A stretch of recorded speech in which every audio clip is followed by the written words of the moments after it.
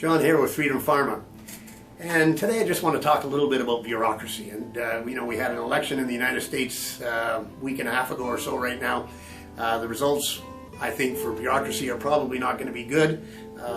They've now, been naming some of the people that are going to come into the cabinet for Trump that are, matter of fact, they've got Elon Musk and Vivek Ramaswamy both being assigned to look at all the areas in government where they can, eliminate waste and where bureaucracies are existing, and they probably should be whittled down. As a matter of fact, they're targeting some $2 trillion out of a $7 trillion budget to knock out of the actual annual budget in the United States. Now, just to get down to sort of little things in bureaucracy, I think one of the things that might have put Donald Trump over the top coming into that election was, I don't know if you've heard of Peanut the squirrel. Now, Peanut the squirrel I hadn't heard. I don't watch TikTok or Instagram, but Peanut the squirrel apparently had a huge following on these different platforms. Well, for whatever reason, just 2 or 3 days before the election, a bunch of different agencies from New York State decided to raid the fellow who owned the Peanut, the squirrel, which he'd owned for 7 years. In other words, he found the squirrel, the mother had died apparently, and he basically raised the squirrel, and the squirrel was a pet. I'm no expert in anything involving politics of the state, but they sent 6 to 8 officers to my house from Albany to confiscate a squirrel and a raccoon, and it was signed off on a search warrant. So just that in its sense, to say that is one of the most shocking things I could say, in my opinion, is we just used resources and spent an entire day sitting 2 people who run a nonprofit animal rescue and treat them like criminals. And they also had Fred, the raccoon. Anyway, for whatever reason, 7 years after he had this squirrel, all of a sudden a bunch of different New York bureaucratic agencies came into his house, kicked him out, ransacked his house, checked the whole place out, and left with Peanut the squirrel and Fred the raccoon, which they promptly euthanized.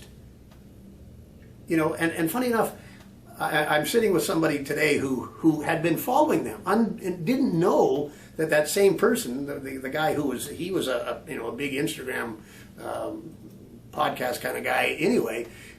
She hadn't heard the fact that Peanut the squirrel and Fred the raccoon had actually been taken by these agencies and euthanized. So to me, I think anybody who would have watched that would have been sickened by the fact that this unnamed bureaucracy, and they have names, I don't even want to, who knows who they are, but people without any common sense just go in and, for whatever reason, I don't think this guy was even a Trump supporter. There was no evidence that he was at all, but they had to have their way, and these 2 great pets, and you can watch some of the videos of them, euthanized.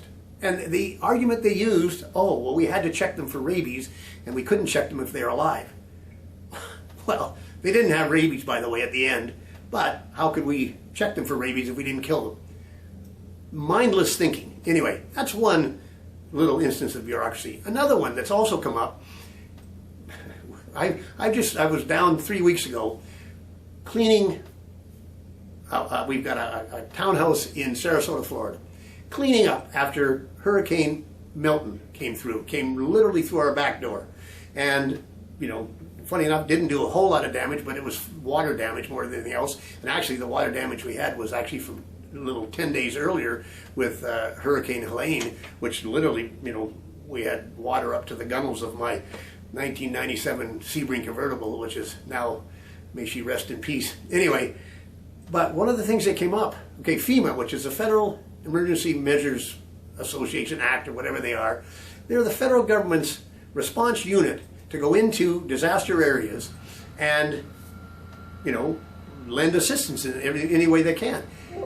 Somehow, and apparently this didn't just happen in Florida, it's been happening, quite often, under the last administration, and I say last because the one that's going to be going out in January 20th, FEMA was basically instructed, or at least a lot of them had it in their brain, that you don't help Trump supporters. And so obviously the election was going on during Milton, and the word got out that from the FEMA people that are going into these areas, basically that hurricane went from west to east coast, right across the state, you know, at 100 and some miles an hour, at least the winds that were that, and, you know, obviously did lots of damage. The instructions were, do not help any house that has a Trump sign.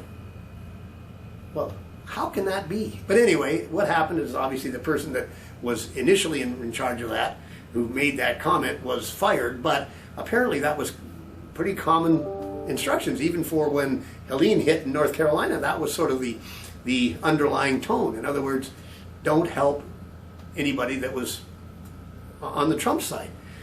Man, if that's not, you know, bureaucrats pushing their own thoughts, and let's face it, FEMA is a federally funded, supposedly unbiased institution that is supposed to help anybody affected by a natural disaster.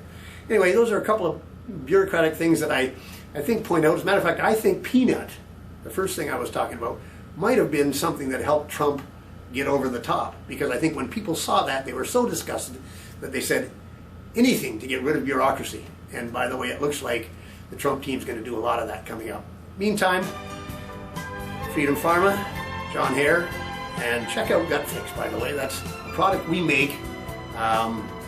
Gut Fix is oral dose antibodies.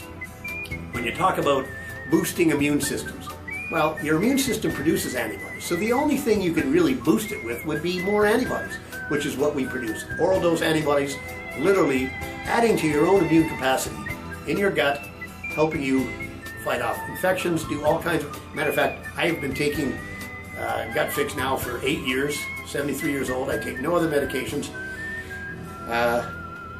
It basically is, I think, keeping me from having to take any other medications, which is great. So, meantime, check out gutfix.com, stay healthy, and gut fix yourself.